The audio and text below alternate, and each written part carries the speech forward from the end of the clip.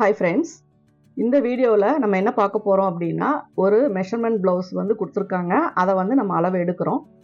அளவு எடுத்ததுக்கப்புறம் அது வந்து க்ளோஸ் நெக்கு, அதாவது பேக் சைடில் வந்து க்ளோஸ் ஆகும், ஃப்ரண்ட் வந்து ரவுண்ட் ஷேப்பாகவும் வச்சு நம்ம இதை கட் பண்ணணும். இப்போ இந்த அளவு ப்ளவுஸ் பார்த்தீங்க அப்படின்னா ரவுண்ட் நெக்காக இருக்குது. இப்போ இதை வச்சுட்டு நம்ம எப்படி மெஷர்மெண்ட் எடுக்கலாம் அப்படிங்கிறத நம்ம பார்க்கலாம். ஃபஸ்ட்டு எப்பவும் போலவே நீங்கள் எடுக்கிற எல்லா மெஷர்மெண்ட்ஸுமே நீங்கள் எடுத்துக்கோங்க. உயரம் எவ்வளோ, ஆம்ஹோல் ரவுண்ட் எவ்வளோ, அந்த மாதிரி எல்லாமே வந்து நீங்கள் மெஷர் பண்ணிக்கோங்க. உங்களுக்கு மெஷர்மெண்ட் எடுக்கிறது வந்து நார்மலாக ஒரு ப்ளவுஸுக்கு அளவு எப்படி எடுக்கிறது அப்படிங்கிறது உங்களுக்கு நல்லாவே தெரியும். இருந்தாலும் இந்த மெஷர்மெண்ட் வந்து நான் ப்ளவுஸு அளவு எடுக்கிறதுலேருந்தே தான் நான் போட்டிருக்கேன். ஏன்னா நீங்கள் லாஸ்ட் டைமில் வந்துட்டு உங்களுக்கு அந்த ஹைநெக் எப்படி வைக்கிறது அப்படிங்கிறதுக்கும் இதுக்கும் வித்தியாசம் இருக்கா அப்படிங்கிறது உங்களுக்கு டவுட் வரும். அதனால் அந்த மாதிரி எந்த ஒரு சேஞ்சஸுமே இதில் கிடையாது. நார்மலாக நான் எப்பவும் எடுக்கிற மாதிரி தான் ஒரு மெஷர்மெண்ட் வந்து எடுக்கிறேன். அதாவது மார்பு சுற்றளவு, இடுப்பு சுற்றளவு, உயரம், கையினுடைய நீளம், கையினுடைய சுற்றளவு, ஆம்ஹோலினுடைய ரவுண்டு, ஷோல்டர் அளவு, முன்கழுத்து எவ்வளோ, பின்கழுத்து எவ்வளோ அப்படிங்கிறது தான் நான் வந்து மெஷர் பண்ணியிருக்கேன். இதோடைய மெஷர்மெண்ட்ஸ் வந்து எவ்வளோ அப்படிங்கிறத நீங்கள் மார்க் பண்ணும்போது நீங்கள் தெரிஞ்சுக்கலாம். இப்போ நான் வந்து அளவுகள் எடுத்து இதில் குறிச்சிட்ருக்கேன்.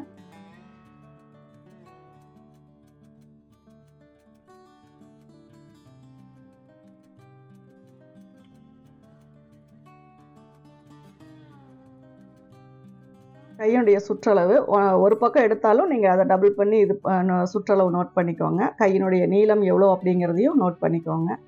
அதே மாதிரி முன்பக்க உயரம், அந்த ஓப்பன் லென்த் உயரம், பட்டியினுடைய இது எல்லாமே, அந்த ஃபஸ்ட்டு டாட்டினுடைய டிஸ்டன்ஸு, இது எல்லாத்தையுமே எப்போவுமே நீங்கள் எப்படி அளவு எடுக்கிறீங்களோ அதே மாதிரி எடுத்து நீங்கள் நோட் பண்ணிக்கோங்க.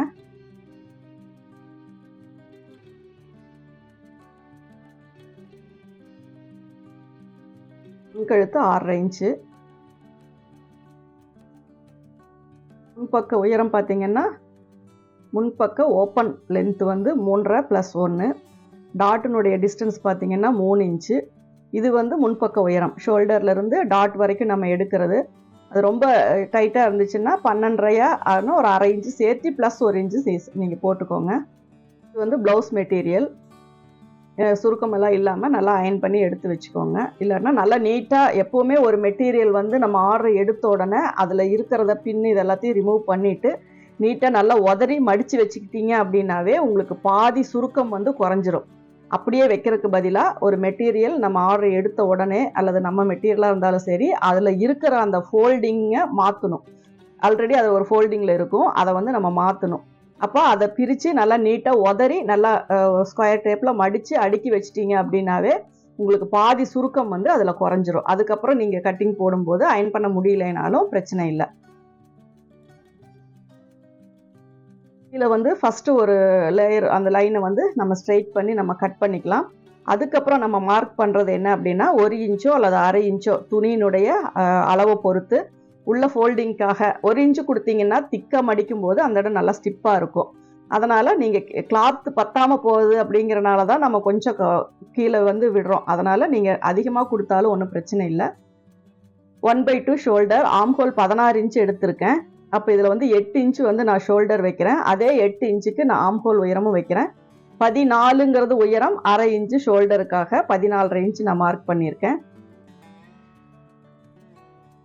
செஸ்ட் ரவுண்ட் எவ்வளோ எடுத்திருக்கீங்களோ அதை வந்து 1/4 நீங்கள் மார்க் பண்ணிவிட்டு சைடில் 1.5 இன்ச்சு விட்டுக்கலாம். 9.5 இன்ச்சு அப்படிங்கும்போது இது உங்களுக்கு செஸ்ட் ரவுண்டு.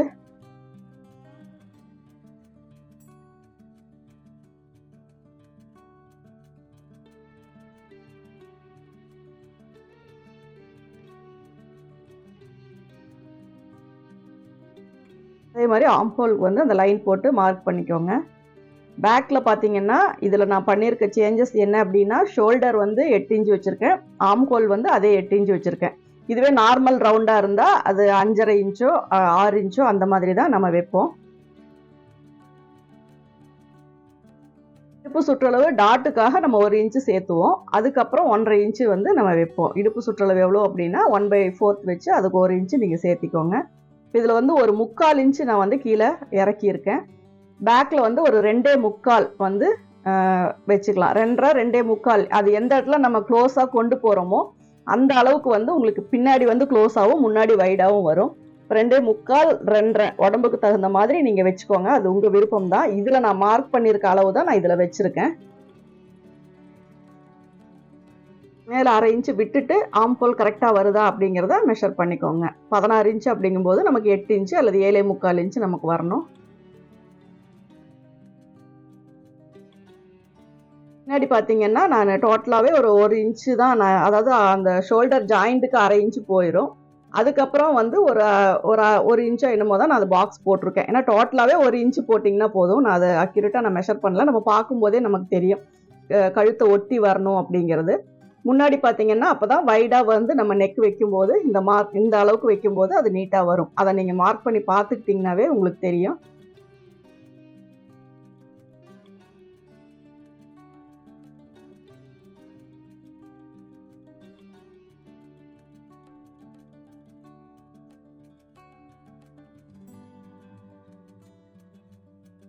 ஆம்ஹோல் செக் பண்ணிவிட்டு அதுக்கப்புறம் நீங்கள் நாச் போடுங்க. இப்போ பேக் வந்து நம்ம கட் பண்ணியாச்சு. அதுக்கப்புறம் நம்ம ஃப்ரண்ட்டு வந்து கட் பண்ணிக்கலாம். இதில் வந்து நமக்கு பேக் ஓப்பன் வர்றதுக்கு வாய்ப்பு இல்லை. எப்போவுமே ஃப்ரண்ட் ஓப்பன் தான். பட்டிக்கான அளவு துணி விட்டுருங்க. அதுக்கப்புறம் கிளாத்தில் எவ்வளோ கிராஸ் உங்களால் வைக்க முடியுமோ அந்த அளவுக்கு ஃபுல் கிராஸ் கூட வைக்கலாம். ஏன்னா இது வந்து க்ளோஸ் நெக் அப்படிங்கும்போது நெக்கெல்லாம் ஒன்றும் ஓப்பன் ஆகாது. அதனால் ஃபுல்லாக கூட வைக்கலாம். சைடில் பார்த்தீங்கன்னா 1/2 இன்ச்சு, மேலே வந்து 1/4 இன்ச்சு ஸ்லாண்டிங்காக அந்த இடத்துல மட்டும் ஒரு மார்க் ஃபஸ்ட்டே போட்டுருங்க. அப்படி இல்லாட்டினா அது நீங்கள் மறந்துட்டீங்க அப்படின்னாலும் அந்த இடம் இழுத்த மாதிரி ஆயிரும். ஒரு 3 இன்ச்சுக்கு யோக் வைக்கலாம். அதுக்கப்புறம் ஒரு 1.25 இன்ச்சுக்கு நம்ம அந்த எக்ஸ்ட்ரா பட்டிக்காக டாட்டுக்காக நம்ம விடலாம். ஸ்ட்ரெயிட் லைன் வந்து முன்பக்கம் போட்டுக்கோங்க.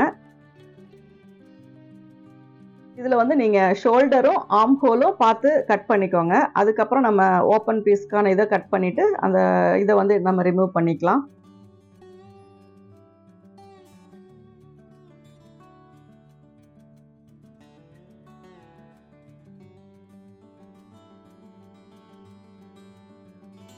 நெக்குக்கு ஒரு கட் போட்டுக்கோங்க.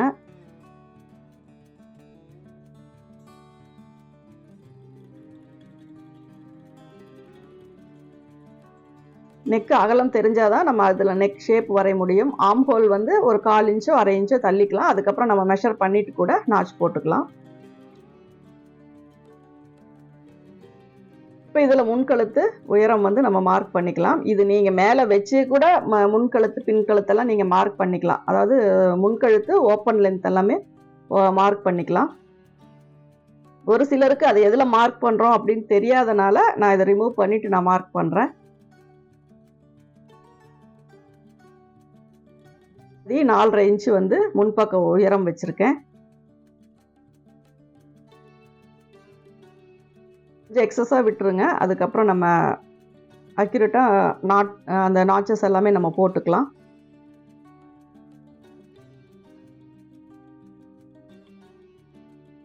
இப்போ இந்த ஃப்ரண்ட் போர்ஷனை நம்ம கட் பண்ணி நம்ம எடுத்தாச்சு. இப்போ இதில் வந்து நெக்கு, ஆம்ஹோல் டீப் இதெல்லாமே நம்ம ரெடி பண்ணிக்கலாம்.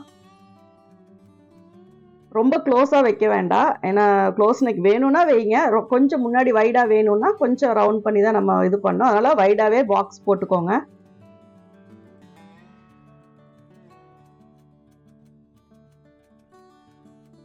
ஆம்ஹோல் வந்து அந்த 3/4 இன்ச்சு நம்ம சொல்லியிருக்கனால நீங்கள் 3/4 இன்ச்சோ 1/2 இன்ச்சோ கொஞ்சம் ஸ்லாண்டிங்காகவே போட்டுக்கோங்க. அதுக்கப்புறம் நம்ம அதில் வந்து ஆம்ஹோல் ரவுண்டு கட் பண்ணிக்கலாம்.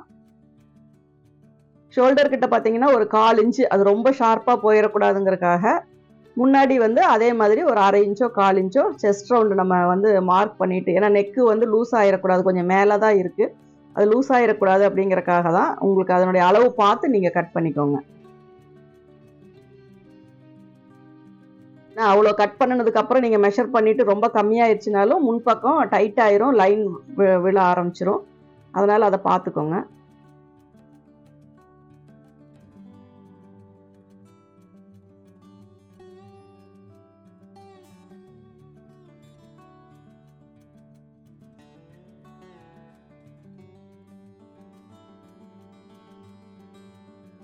ஆம்ஹோல் டீப்பும் நம்ம கட் பண்ணியாச்சு. இப்போ செஸ்ட் ரவுண்டு மெஷர் பண்ணி பார்த்துட்டு அதுக்கப்புறம் நீங்கள் நாச் போட்டுக்கோங்க. 9.5ங்கிறது ஒரு 9.25 வந்தால் கூட தப்பு இல்லை, கொஞ்சம் தள்ளி கூட நீங்கள் நாச் போட்டுக்கலாம்.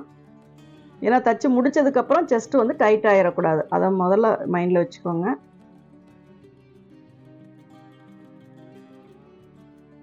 இப்போ அந்த லைன் போட்டிருக்கிறத நம்ம வச்சுட்டு சென்டர் வந்து கரெக்டாக வருதா அப்படிங்கிறதையும் நம்ம பார்த்துக்கலாம். இப்போ நான் வந்துட்டு இந்த இதில் வந்துட்டு அந்த 3 இன்ச்சு 2.25 இன்ச்சுன்றதை தான் இப்போ நான் மார்க் பண்ணுறேன். அதாவது டாட்டினுடைய டிஸ்டன்ஸு.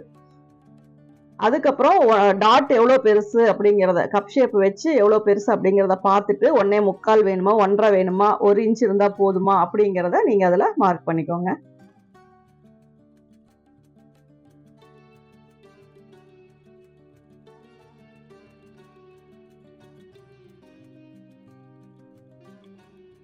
இதுலேயும் ஓரளவுக்கு சென்டர் பார்த்து நாச் போட்டுக்கோங்க.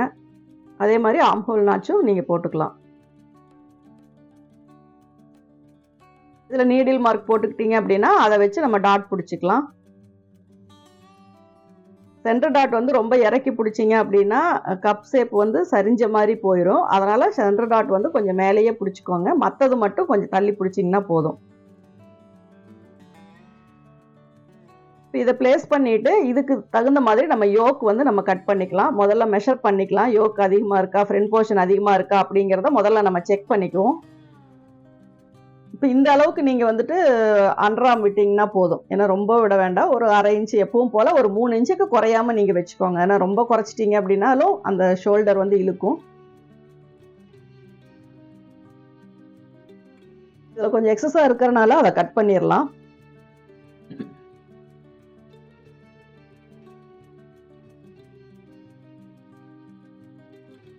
மேக்ஸிமம் பேக்கும் யோக் பீஸும் ஒரே அளவு வர மாதிரி இருந்தால் போதும்.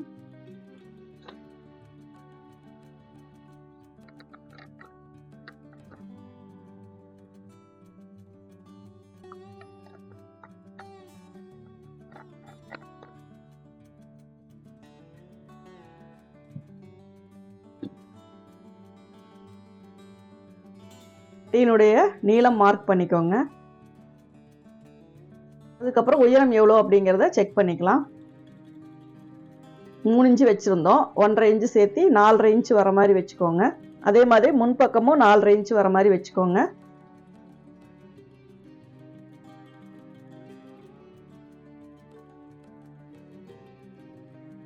இப்போ அதில் எவ்வளோ ஸ்லாண்டிங் இருக்கோ அதே ஸ்லாண்டிங் போட்டு நீங்கள் வந்து யோக் கட் பண்ணிக்கோங்க.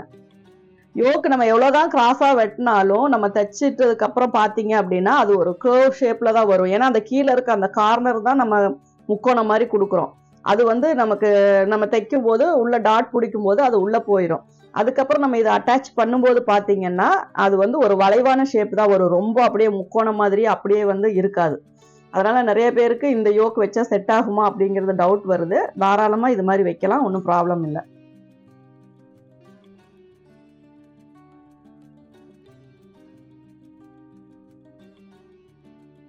ஸ்லாண்டிங் பண்ணிட்டீங்க அப்படின்னா அங்கே வச்சு தைக்கும் போது உங்களுக்கு கொஞ்சம் ஈஸியாக இருக்கும். இதில் வந்து மறுபடியும் மெஷர் பண்ணிவிட்டு நாச் போட்டுக்கோங்க. இப்போ இதில் 3 இன்ச்சு வருதுன்னா அதில் 4 இன்ச்சுக்கு நம்ம மெஷர் பண்ணி நாச் போட்டுக்கலாம். ஏன்னா கீழே வந்து ஸ்டிச் பண்ணுறதுக்காக இடம் வேணும் அப்படிங்கிறதுக்காக தான் ஃபஸ்ட்டு 4.5 அதாவது 4.5 இன்ச்சு நம்ம வச்சோம். இப்போ அந்த நேராக தையல் போடணும். அந்த நாச் போட்டிருக்கிற இடத்துல நம்ம ஸ்ட்ரைட்டாக தையல் போட்டுட்டோம் அப்படின்னா இந்த யோக்கு வந்து இதில் அட்டாச் பண்ணி நம்ம பேக் ஜாயின் பண்ணும்போது ரெண்டும் ஈக்குவலாக வரும். ஏத்திந்தாத்தியெல்லாம் வராது. அதனால தான் அதை மாதிரி பண்ணுறோம். இப்போ ஸ்லீவ் வந்து பார்த்தீங்கன்னா இதில் அகலம் கம்மியாக இருக்கிறனால நம்ம ஜாயின் போடுற மாதிரி தான் வரும். அதனால் அந்த ஒரு அப்ராக்சிமேட்டாக ஒரு 2 இன்ச்சோ 3 இன்ச்சோ விட்டுட்டு நீங்கள் ஃபோல்டு பண்ணிவிட்டு நம்ம அதுக்கப்புறம் அதை மெஷர் பண்ணி பார்த்துக்கலாம். ஆம்ஹோல் வந்து கிட்டத்தட்ட 16 இன்ச்சு அதாவது 8 இன்ச்சு நமக்கு வரணும்.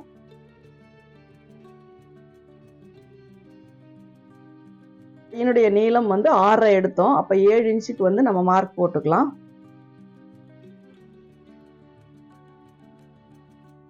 இது வந்து ஒரு 3.25 அந்த மாதிரி நம்ம கீழே இதில் பார்த்துருக்கோம் ஸ்லீவ் எப்படி இருக்குது அப்படின்ட்டு. ஏன்னா அது ரொம்ப அதிகமாக கொடுத்துட்டாலும் அந்த இடத்துல ஒரு மாதிரி கேப் மாதிரி ஒரு சுருக்கம் வரும். அதனால் அதையும் நம்ம கரெக்ட் பண்ணிக்கலாம். இப்போ 8 இன்ச்சுக்கு நம்ம கிராஸ் லைன் போட்டுக்கலாம்.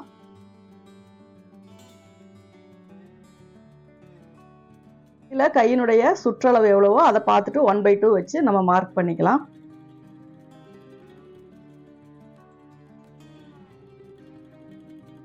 இப்போ இப்போ நான் ஒரு மெஷர்மெண்ட் கொடுத்து ஒரு அளவு எடுத்து நான் வந்து உங்களுக்கு அதை கட்டிங் போட்டு காட்டுறேன் அப்படின்னா நீங்கள் வந்து இதே அளவுகள் வந்து நீங்கள் அப்படியே வைக்க போகிறது கிடையாது.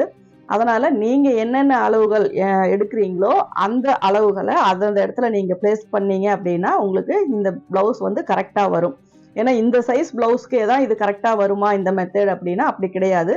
இது வந்து ஒரு எக்ஸாம்பிளுக்கு வந்து நம்ம ஒரு இதை வந்து நம்ம போட்டு காட்டுறோம் அப்படின்னா நீங்கள் உங்ககிட்ட இருக்க மெஷர்மெண்ட்ஸ் வச்சு தான். ஏன்னா மேக்ஸ் பார்த்தீங்கன்னா பெரும்பாலும் ஒரு எக்ஸாம்பிள் ஒரு இது கொடுத்துருவாங்க, அதை ஃபாலோ பண்ணி அந்த ஸ்டெப்ஸை ஃபாலோ பண்ணி தான் நம்ம மேக்ஸ் போடுவோம். அதே மாதிரி தான் இதுவும் ஒரு எக்ஸாம்பிளுக்கு ஒரு மெஷர்மெண்ட் கொடுத்து ஒரு ப்ளவுஸை நம்ம கட் பண்ணணும் அப்படின்னா உங்களுடைய மெஷர்மெண்ட்ஸை நீங்கள் அந்தந்த இடத்துல ஃபில் பண்ணி அந்தந்த இடத்துல மார்க் பண்ணி அதே இதை அப்படியே ஃபாலோ பண்ணீங்க அப்படின்னா உங்களுக்கான ப்ளவுஸ் வந்து கரெக்டாக நீட்டாக வந்துடும். அதுக்காக தான் ஒவ்வொரு கட்டிங்கையும் ஒவ்வொரு இதையும் நம்ம போடுறோம். ஆனால் செஸ்ட் வந்து மேக்ஸிமம் இந்த அளவு எல்லாருக்குமே வரும். ஆனால் waist, sleeve, front neck, back neck இதெல்லாம் இதே அளவு தான் வேணுமா அப்படின்னா அதில் வந்து டிஃப்ரென்ஸ் வரும். இல்லை இந்த அளவு உள்ள உங்களுக்கு இதையே அப்படியே வச்சு நீங்கள் போட்டு அவங்களுக்கு ஃபிட் ஆச்சு அப்படின்னாலும் அது ஓகே தான். ஏன்னா எல்லாமே ஒரு எக்ஸாம்பிள் தான், ஒரு மாதிரி தான். அதனால் அதை வச்சு நம்ம ஃபாலோ பண்ணி நம்ம வந்து எல்லா மெஷர்மெண்ட்ஸ்லேயும் எந்த மெஷர்மெண்ட்ஸ் கொடுத்தாலும் இந்த மாதிரி விஷயங்கள் இந்த ப்ளவுஸ் வந்து நம்ம கட்டிங் போடுவோம் அப்படிங்கிற ஒரு டேலண்ட் மட்டும்தான் நமக்கு வந்து அதை தான் நம்ம கிரியேட்டிவ்னு சொல்கிறோம். ஏன்னா ஒரே மாதிரியாக ஒரே பேட்டர்ன் வச்சு ஒரே இதை வச்சு நம்ம கட் பண்ணிக்கிட்டே இருந்தோம். ஏன்னா நிறைய இடத்துல கிளாஸுக்கு போகிறவங்க எல்லாம் பார்த்தீங்கன்னா ஒரு பேட்டர்ன் கொடுத்துட்டாங்கன்னா அந்த பேட்டர்ன் வச்சே எல்லா ப்ளவுஸையுமே அவங்க ஒரு குறிப்பிட்ட அளவு மட்டும்தான் வச்சு தைப்பாங்க. ஏன்னா அப்படியெல்லாம் இல்லாமல் நம்மளாவே அதை வந்து ரெடி பண்ணிக்கணும். அதை எந்த அளவாக இருந்தால் என்ன, இடுப்புக்கு இந்த அளவு வைக்கணும், செஸ்ட்டுக்கு இந்த அளவு வைக்கணும் அப்படிங்கிற அந்த ஃபார்முலா வச்சு நம்ம வந்து எந்த ஒரு அளவு ப்ளவுஸாக இருந்தாலும் நம்ம கட்டிங் போட்டுக்கணும். அப்போ தான் அது வந்து நமக்கு வந்து ஒரு எக்ஸ்பீரியன்ஸ் ஆகுமே ஒழிய நம்ம ஒரே மாதிரி கட்டிங் போட்டுட்டு இருந்தோம் அப்படின்னா அடுத்தது தைக்கிறதுனா நமக்கு கொஞ்சம் கஷ்டமாயிரும்.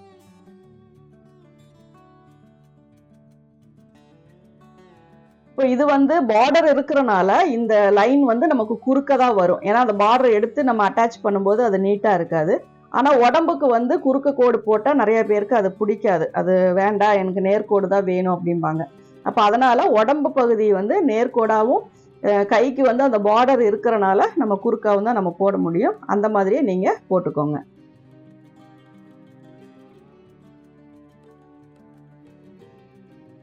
மெயினாக ஒரு ப்ளவுஸ் வந்து ஃபினிஷிங் நீட்டாக வரணும் அப்படின்னா அதுக்கான லைனிங்கும் அதுக்கான மெயின் கிளாத்தும் கரெக்டாக அந்த ப்ளவுஸுக்கு தகுந்த மாதிரி நம்மக்கிட்ட இருக்கணும்.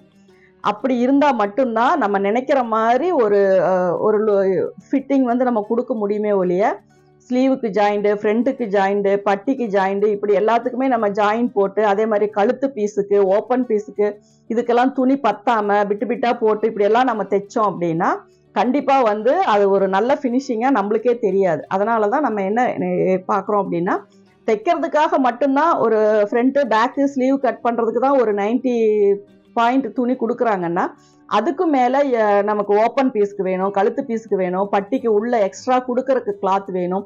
இந்த மாதிரியெல்லாம் அதிகமாக நமக்கு வந்து கிளாத்து தேவைப்படும். அப்போ என்ன பண்ணணும்னா ஒரு துணி நம்ம லைனிங் எடுக்கிறோம் அப்படின்னா நீங்கள் தாராளமாக நமக்காக இருந்தாலும் சரி வேற ஒருத்தங்களுக்காக இருந்தாலும் சரி ஒரு 1:10, 1.25. ஏன்னா முந்தி மாதிரி அகலமெல்லாம் இப்போ எந்த ஒரு மெட்டீரியலுமே கிடையாது, அகலமெல்லாம் குறைஞ்சிருச்சு. அப்போ கொஞ்சம் அதிகமாக இருந்துச்சு அப்படின்னா அந்த பட்டியில் இருந்து நெக் பீஸில் இருந்து ஓப்பன் பீஸில் இருந்து நம்ம ஃபினிஷிங் நீட்டாக கொடுக்கறதுக்கு ஒரு 50% அதில் வாய்ப்பு இருக்குது. அதனால் நீங்கள் முடிஞ்ச அளவுக்கு லைனிங் கிளாத்தை நீங்கள் எக்ஸ்ட்ரா எடுத்துக்கோங்க. நம்ம நீட்டாக அயர்ன் பண்ணி அதுக்கான கட்டிங் போட்டுக்கலாம். இப்போ இந்த வீடியோ உங்களுக்கு பிடிச்சிருந்தா லைக் பண்ணுங்கள், ஷேர் பண்ணுங்கள். Thank you viewers.